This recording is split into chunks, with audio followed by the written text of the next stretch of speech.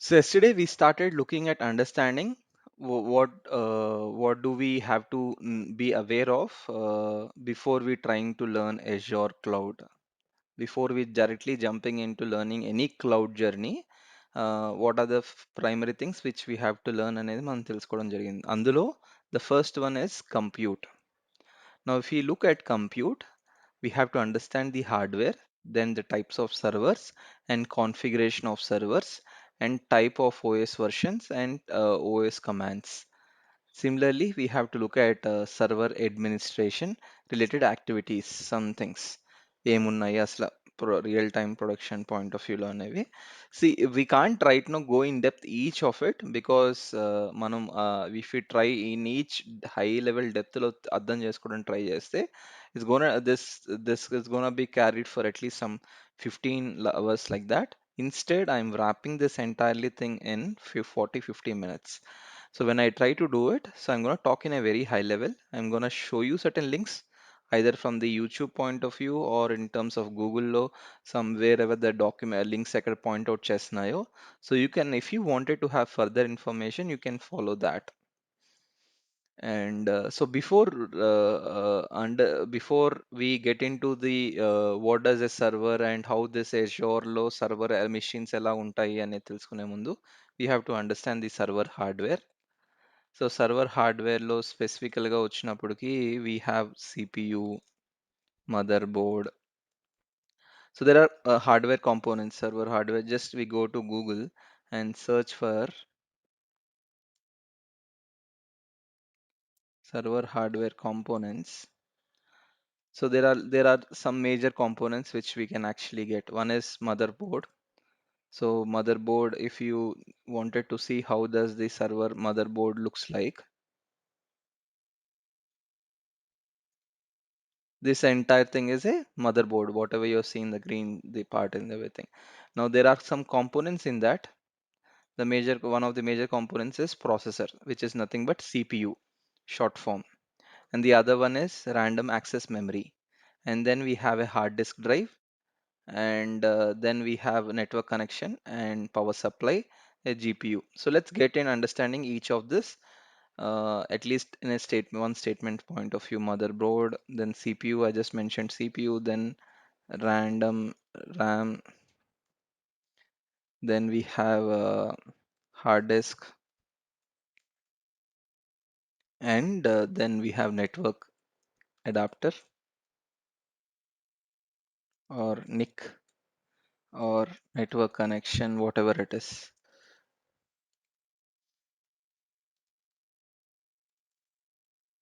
And we were saying power supply,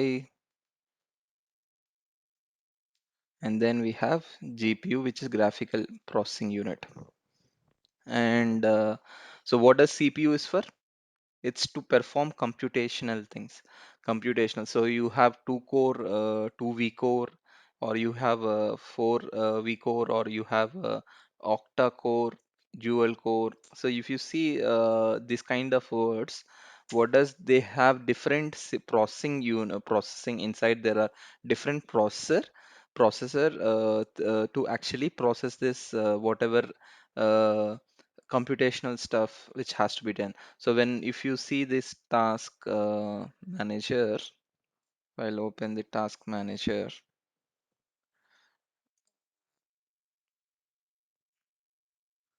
So there are different processes which are running and uh, which will be running on the CPU. So if you see here, I have four cores. My machine, my laptop is having four cores, and it's having eight logical processes, and it is able to handle whatever this process which are running, and how much CPU consumption is each process is taking is what is being mentioned. So all this is gonna run in that processor, and that's what CPU is for. And motherboard is connecting all these things in one place. The CPU, RAM, hard disk, and everything in one place is what motherboard is for. And see, as you go for higher configuration servers, your motherboard, your CPU, your RAM, everything will be changing. Suppose there is a difference between an Intel i3 processor and i5 processor and i7 processor and an i9 processor. You will get a higher computational uh, power from the i9 processor compared to the i3 processor, because they have more amount of cores which can simultaneously follow a multi-threading and all that. So నా point ఏంది అంటే, so that is what is so useful in this. When you try to actually choose in your cloud, you will choose machines. So there you will see what kind of computational power you wanted in these machines. Our discussions అనేవి వస్తాయి. The next one is RAM, random access memory. So every time hard డిస్క్లోకి వెళ్ళి ఒక్కొక్క data ఏం store చేస్తున్నామో మనం hard డ్రైవ్లో, అవన్నీ సిపియు ప్రతిసారి వెళ్ళి హార్డ్ డ్రైవ్లో చెక్ చేసుకుంటూ వెళ్ళడం కష్టం. So instead of that they will keep a RAM. RAM will be the one which will keep a separate immediate, okay, current process run అవుతుంది కదా, దానికి కావాల్సిన ఇమీడియట్ డేటా ఏముందో తెచ్చుకుంటుందో అది పక్కన పెట్టుకోవడానికి ట్రై చేసుకుంటుంది ర్యామ్లో. సో ర్యామ్ ఎప్పుడు ఎక్కువ 4 GB, 8 GB, 16 GB, 32 GB rams ఇవన్నీ ఉంటాయి. అకార్డింగ్లీ సిపియు కూడా అలాగే ఎక్కువ ఉండాలి. If you have a lower CPU and you have a higher RAM, it doesn't really matter. Okay, if you have higher CPU, then it will need lot of processes. ఎక్కువ ప్రాసెస్లు run ఎక్కువ handle చేయగలుగుతుంది. Process ఎక్కువ handle చేయగలిగితే అప్పుడు RAM కూడా ఎక్కువ ఉంటే నీకు బాగా పనిచేస్తుంది. Okay, it just like you have a cinema theatre and you have lot of counters, ticket counters. Okay, if no there are much number of people లేకపోతే what is the point of that? So more number of people rows పెట్టుకుంటూ ఉండాలి, and then more number of దాంట్లో కౌంటర్స్లో each కౌంటర్లో person ఉంటే you can hand the number of people you are can you can actually shell out the tickets అనేవి fast ఉంటాయి. Similarly here the counters are like RAM. Okay, and the CPU is nothing but the people who are giving the tickets and everything. So process అని people who are coming and buying the tickets.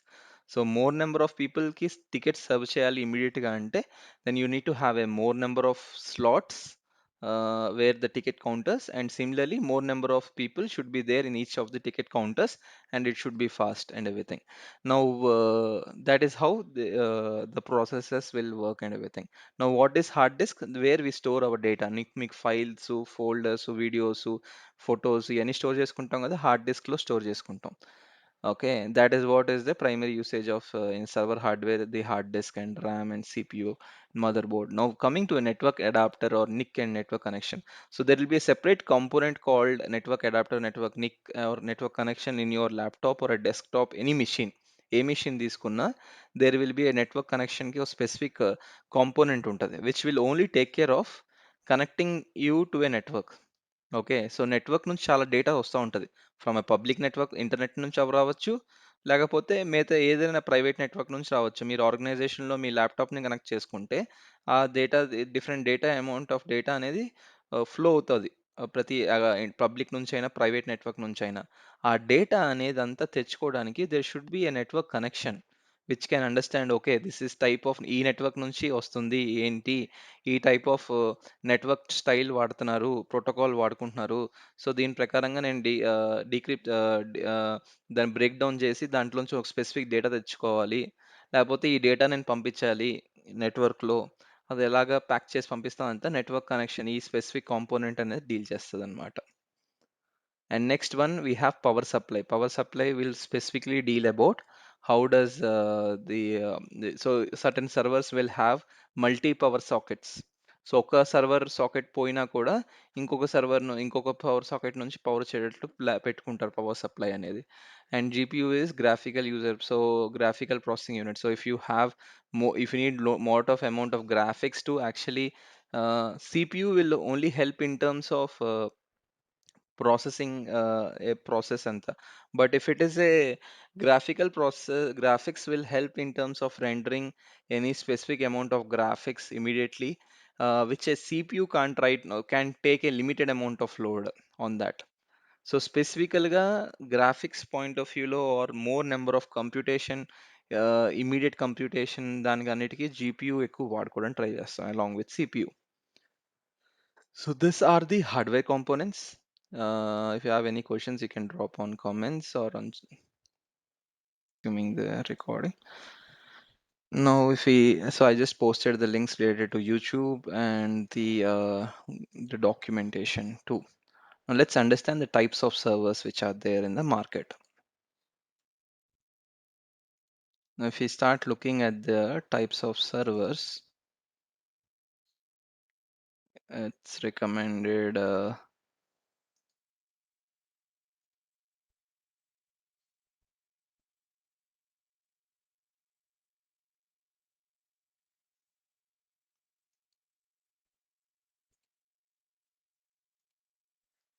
So this is seems a YouTube link, and let's look at types of servers.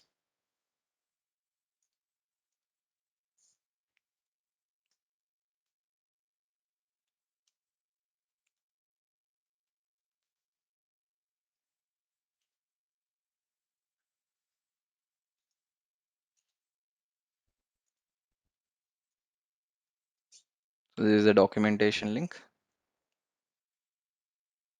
The first type of server which we have is a web server. Is nothing but an web application server. And then we have a proxy server. We have a virtual machine. We have an FTP server.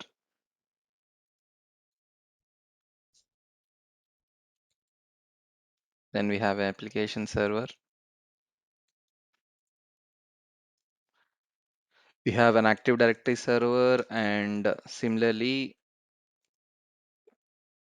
we have a file share server, file share specifically, and yeah, one of the most famous things, database server, mail server, and a DNS server. These are most famous things.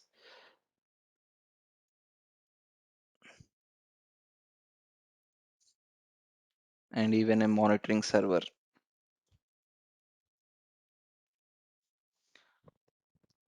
So there are this kind of servers. So what? But end of the day, any of these servers, the hardware is same.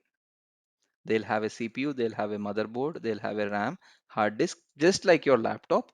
It will be the same. The only difference that makes is if you go through that the previous video I was just saying, right? These servers will actually will be the same, but the application will be a bit different. The way we wanted a server to functionality and the hardware of a server and the laptop hardware are bit different. The reason why, always understand, we want server to run 24 cross 7, 365 days, and there should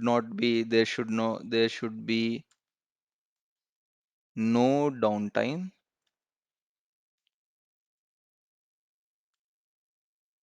Very important. The servers should be fault tolerant.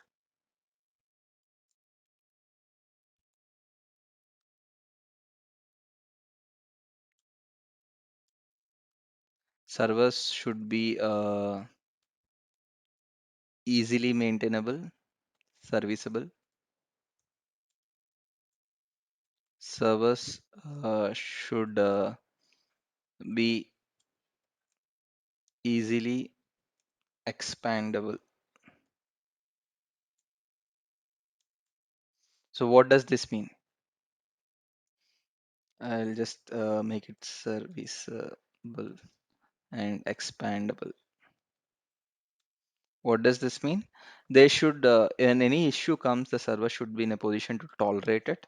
It should not show that there are errors. It should not go to offline. It should be always online. Why? It should take customer requests. So if I type google.com, I don't get any request. It is connection timed out. So server is not able to send, Google server is not able to send the request back to me, response back to me for my request. Then Google is not working in that kind of case. So we don't want our whatever the application similarly, which we are trying to let out for the consumers or consumers to consume our application, that should not go down. They should not go out to offline. So that means that servers should not face any downtime. They should be running 24 cross 7. They should be in a fault tolerant state. They should be easily, any issue comes. I have a issue with power socket. I should be in a position to immediately replace that without of going it making the system to go offline or switching off. So I have to do that kind of things. That serviceability should be easier when I have this kind of server hardware, and it should be easily in a position to I have an 8 GB RAM, but I wanted right now 16 GB RAM. My motherboard should be in a position to provide that support immediately without switching off my laptop and all that. Or should I should not be in a position to get a new motherboard and all that, where I lose a lot of amount of data and all that. Hope you got me point. So they should be in a position to the server's hardware should be in supporting me in increasing my processor or the RAM or power supply or hard disks and everything. Now, similarly, let's understand. So here, these servers are end of the day, the server hardware, when they show this kind of functionality, uh, the reason is because when I run a web server, this is a web application server, I want it to be running 24 cross 7 for the users all over the world. If that is the case, I need a very better hardware, and that is obviously more different from your laptop hardware or the desktop hardware. So these servers usually are placed in an on-premise centers, like data centers, or we can name the on-premise centers or data centers, or in a specific location where it is not accessible to outside environment. It's only accessible to a specific set of individuals who can actually are working on this application to ensure that it is being available uh, to a set of consumers and everything. Now similarly, proxy servers are, what does a proxy server do? So just like your VPN, if you see the VPN, if you connect in your phones or your laptops or everything, we connect to VPN, and we are logging in from a different machine, is what how the VPN will show. Similarly, proxy is similarly the same thing. It tries to uh, you are trying to actually get it from request. You will be sending it to a proxy server, and that proxy server will send it to the request to the web servers. That's how proxy, uh, the naming convention itself is saying that on behalf of something else, it will do that. It will showcase that it is doing it. Okay, but actually there will be another machine who will really do the job. Why do we keep proxy servers? To ensure the security of all the machines which are being placed in the behind the scenes. So there will be web application servers. We don't want that to be directly being available in the public and take requests. So whatever request it is we are sending, it will be first we'll send it to a proxy server, and proxy server will send it to a web servers. So even we try to get into overload the or corrupt the machine of a proxy server, the web servers doesn't get affected and all that. So there will be a lot of proxy servers that way will serving that kind of purpose. Now what is the difference between a web server and a proxy server? Not much. This, it might be the same OS, same hardware, but a different kind of software which is being installed, and different types of dependencies are there in those servers to do a specific functionality. Okay. Similarly, we have virtual machine. Instead of having one single machine, certain times in organizations, if you see, we can have multiple machine. One specific machine can be accessed by multiple users in one go. For that technology, we use virtualization, and through virtualization, we can provide a service where 10 users can at a time can be in a position to log in into a same server hardware and can complete their works. So in real time, you will be seeing lot of virtual machines in your in the software industry, and it's a pretty common thing. And what is a FTP server? It's a file transfer protocol server.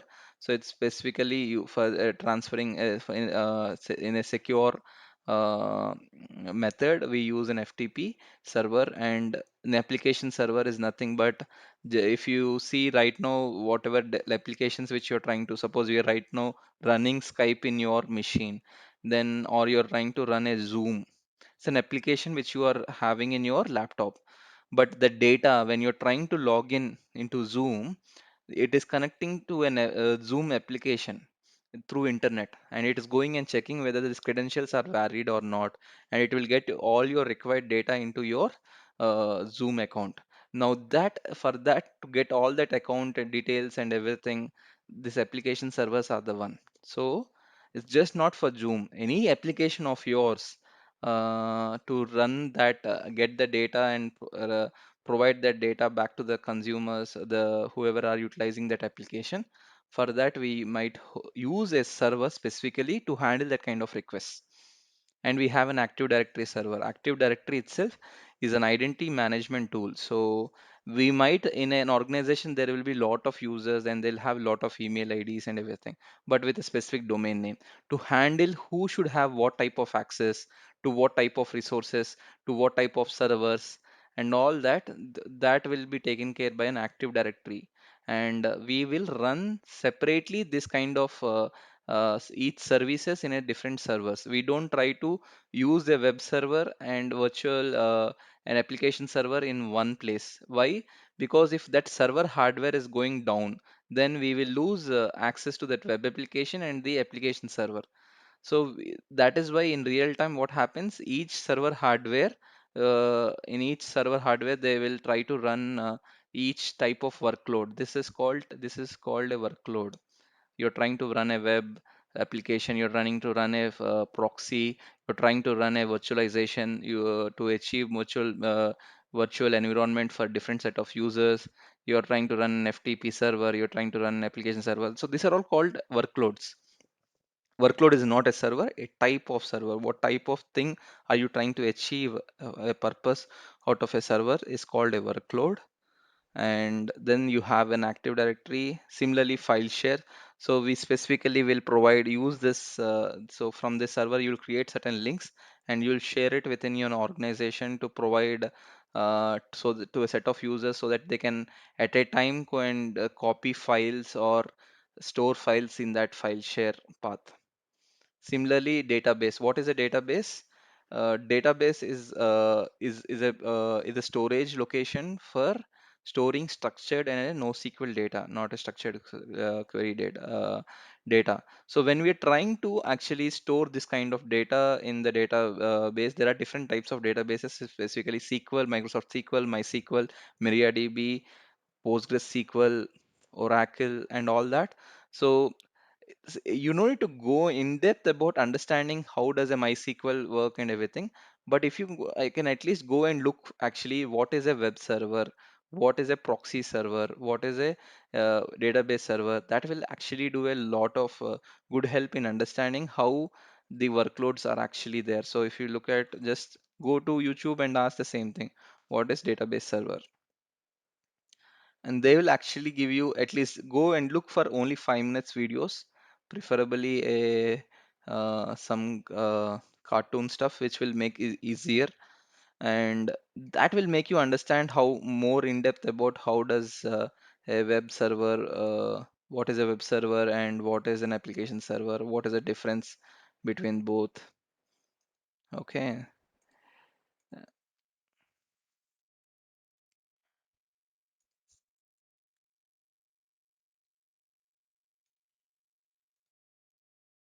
Now let's see server configuration.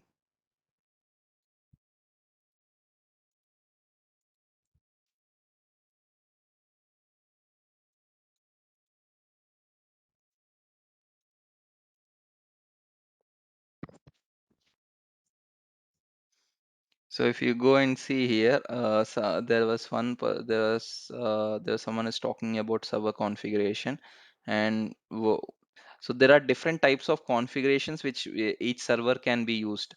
So when you look at each type of server, each one will have a different types of configuration. Uh, for database servers, we might have the server configuration as that it needs lot of disk, hard disk. So like if you're going for a web server, might not be a server, might not be in more than five, a hard disk might not be of more than 100 GB or 500 GB or 1 TB or 5 to 4 TB. But when you go for a database, might be it is going for a, 10 TB, 20 TB or a 50 TB or a 100 TB also. Okay, so it depends on the purpose. Your configuration of your hardware components will change. That's what I want you to understand. So not every whatever the, configuration you choose, what type of hardware configuration you choose for a web server, doesn't mean that the same configuration you will choose for a database server. So when you get to know each one, based on the components will have extended features so that they can provide that kind of functionality to a set of users. So that comes under the server configuration. Now, what are the types of OS? There are different types of OS. First of all, let's understand types of OS, and that the most famous ones are Windows and Linux. Even in the Linux, there are different types of uh, OSs and everything like Ubuntu, CentOS, Red Hat, Fedora, all that. But the okay, that's more type of this one.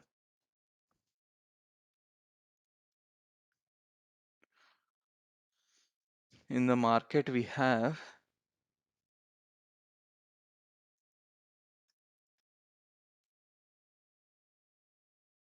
so we have Linux, we have Windows, Mac OS, which are much famous.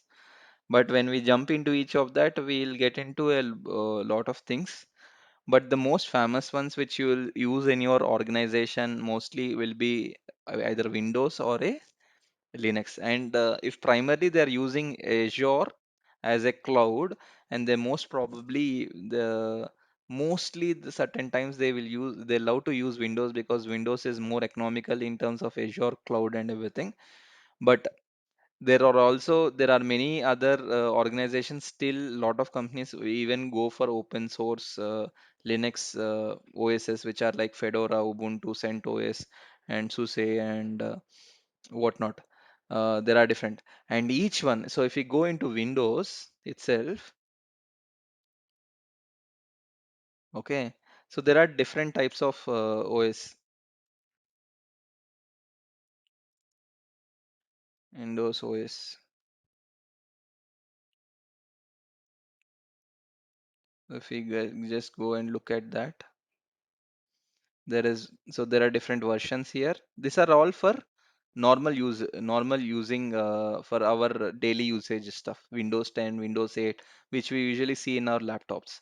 But when we go for Windows Server OSs, then we have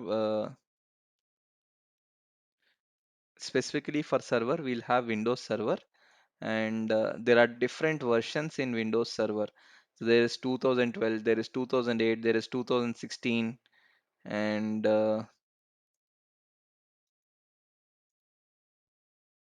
2019. So you see there are 2008, 2008 R2, 2011. Now if we go here, there is 2012, 2012 R2, 2016, 2019, and right now we have 2022. So there are differences between each of this. What is the difference between a Windows 7 and a Windows 10? Lot many features are there between a Windows 7 and a Windows 10, broader features and everything. Sometimes they might ask specific question that which type of OS did you use? Okay, so if you say 2012 and you say that I used also we are also using 2019, along with it we are using a legacy which were 2012. It makes a bit sensible when you try to talk that way instead of saying that I'm using a Windows OS, because some people might ask you a specific questions like which type of OS, what type of Windows OS, is it a Windows Server or is it a Windows 11? Why are you guys are using Windows 11 when we have a Windows Server? Windows Server OSs actually have a broader pictures, so you have to actually go and look for what is the difference between Windows and Windows Server. Okay, and you'll get to know a lot of things here. Similarly, you can actually look at Linux. Okay, These things you guys have to understand so that you can get a broader picture on what are the types of OS and what are different types in each of this OS, what are different versions are there, and why does what is the currently most used OS and everything in that particular versions. Now you have to also understand about OS commands. So if you go and look at Windows commands, so there are some things which just go and look for some basic stuff only. You need to go in huge depth and look for videos which are having for 20 hours or like that. Only just 5-10 minutes. What is how do how ca what is the command to know for my IP address in Windows machine? What is the command to know my IP address in Linux machine? What how could I know in which look in which current which directory am I? How could I know whether I'm able to connect to this IP address or not? What is the command for that? How could I create a directory? How could I create a file? How do I delete a, what is the command to delete a file? Uh, how could I go to a specific location? All these kind of commands are there in Windows and similarly in Linux. So usually to know commands, just to know how what is the output you will get, you can go and watch a video. But to know to learn OS commands, like you wanted to learn Linux commands, it's better to open from the Google instead of YouTube. This specifically, this specific topic, which is OS commands. The rest, it's actually recommended to go more with videos because reading the documentation and completing that within some 1-2 hours is very difficult to complete this entire things. But if you are actually going for the commands, please refer documentation and try to run that commands in your Linux one. If you are not in a position to run your Linux commands in your Windows, try it. You can use your online terminal, Linux terminals in from Google, and you can use otherwise you can open PowerShell here in Windows. Current Windows 10s, they are supporting power Linux commands, so you can open PowerShell. Power, if you just search for PowerShell, and it will open a window. If you don't have a PowerShell, you can install the latest version of PowerShell. And the Windows 10, they are supporting the uh, Linux commands and everything. So if you type ls, so you will see the list of files and everything. This ls is an actually a Linux command. And if you wanted to go to a specific location, then you will use cd. If you wanted to create a directory, you will use mkdir, which is make directory. rm is remove directory, like that. Rm is remove short forms. So you have to go and search and try. All Linux commands won't work. Few Linux commands will work in PowerShell, but if you can open terminal, online terminal in Google and everything and try to run it, you will understand what outputs. Even if you are not in a position to do that, you can go to YouTube videos and look at that. Yes, so there are basic commands. So let me type the functionalities what you have to know. In commands, you need to know how to create a file and delete a file. You need to know what type of commands are there. Then how to create a folder and delete a folder. Then you have how to what is how can I know current IP address of the machine. Everything is there. Just now I just opened these links, right? You can just follow these links for Linux commands.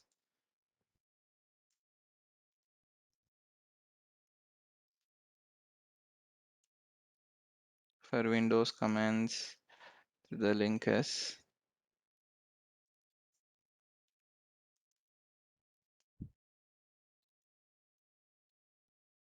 You need to know all. There are too many commands. At least some commands which I just now mentioned. At least how to create a file, delete a file, create a folder. How can I know the current IP address of the machine? How to ping a specific IP address of a machine. uh,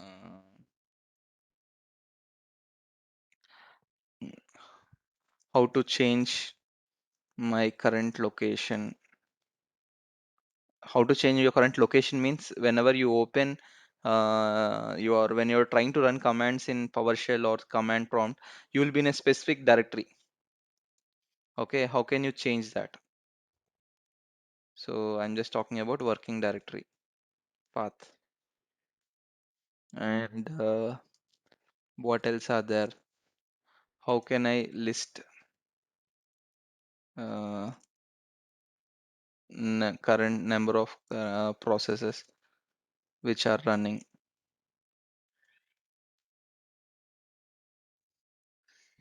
Mm, how to kill a process?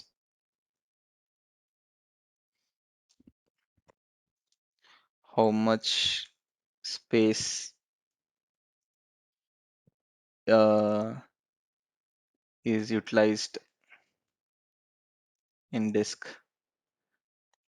How much space is what is the so yeah, size of file size or file or folder size? And yeah, there are a lot of things like this. You guys have to go and focus completely on that OS commands. And then we have server administration. The most of the server administrations works, I'll just give you. One is patching. What is patching? So you'll see, you'll hear a lot of people in administration talk about patching. It means that when we are trying to actually run this type of workloads, na, there will not be one single machine. There will be like thousands of machines, which will each of these machines, 10 machines will might be used for database, or 20, 40 machines might be using for a database. And web servers, there will be like hundreds or two hundreds or thousands of web servers. And there might be some, for how many other servers are there for each of the 10 servers, there might be a proxy server, and there might be some couple of data active directory servers and all that, and there will be couple of file share servers. And so all these servers, this OS will be there, right? Just like in our window, in our laptop or your desktop, you will have Windows Update. Okay, you wanted to update your OS. Similarly, all these machines also have this Windows OS or a Linux OS. Those have to be updated. Otherwise, the OS will be not of the latest security configurations and all that. So, to make that update of all these servers, that's what we call it as patching. No, oh, okay. Is that easy? No. So just like we go into Windows Update and you click on Update, we can go and similarly each of this machine we can do an update. But what if there are 1,000 servers? Can you update each of this server within next 2 day? Each update can take at least 5 hours or 3 hours or 1 hour in your machine. So when you so 1,000 servers are there, so each one will take 1 hour. Then there are 1,000 hours. Can we actually do that in one day? No. Then we one person can that he do it in one day? No. So how to achieve this kind of at a time? Can we how to process this kind of patching, this kind of updates on all these machines? And all that is the complexity which will be there in the administration. So there will be scripts. So already the company might be patching from very long time, and there will be the scripts. You just have to get to know their process. Each company will have a different process and different things to be considered while they're updating. They don't want every updates to be done in an OS. They might be only wanted to consider security updates. So then you will have to only consider security updates, and those updates only have to be done. How do we reboot after the updation is happening? All this comes under the patching, and they will have an SOP. What is SOP? A standard operating procedure. This is what has to be done, that is what has to be done. Everything will be there in a documentation, and they're going to give you KTs and all that to explain you about that.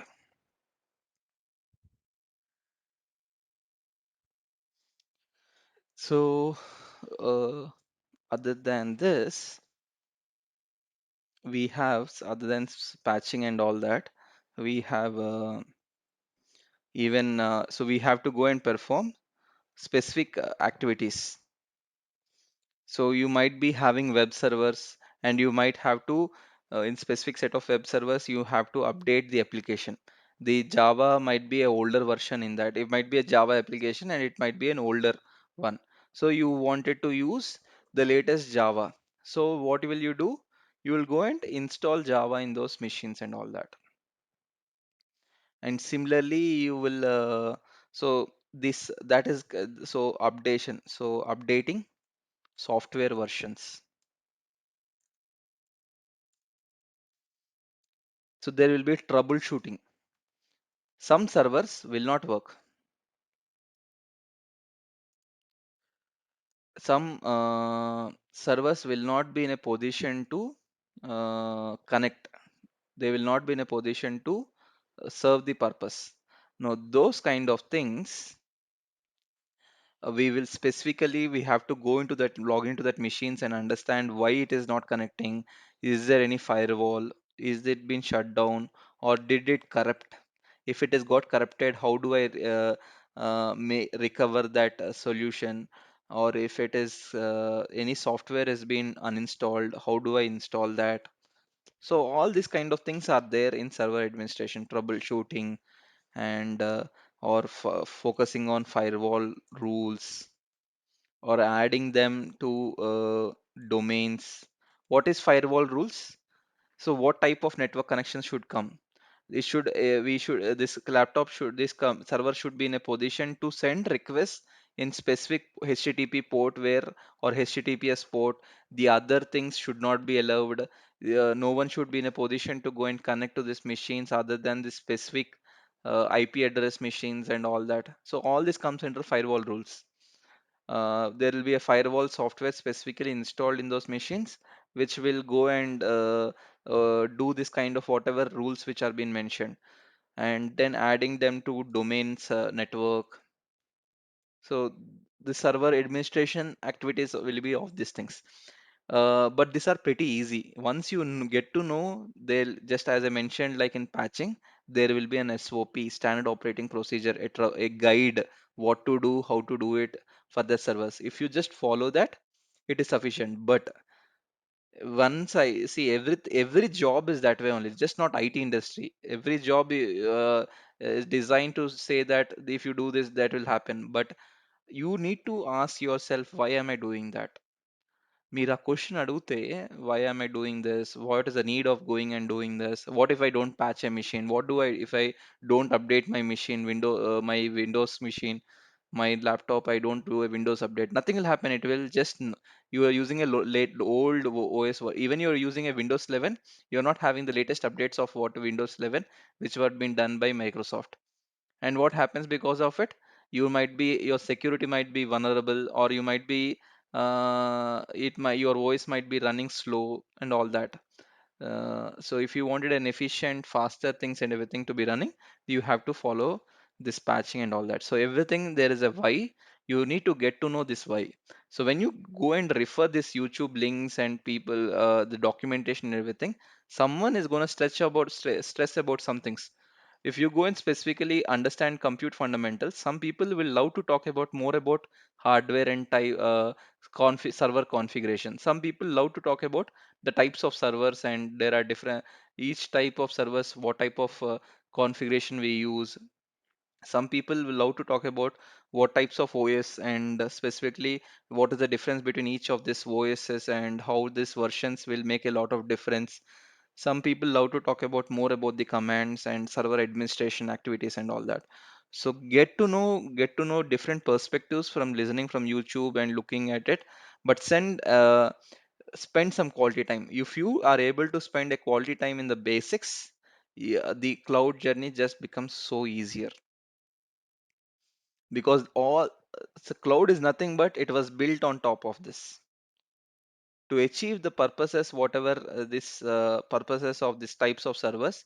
We are going to use that in the Azure or AWS cloud or GCP cloud, whatever cloud, everything. You're gonna see all those activities.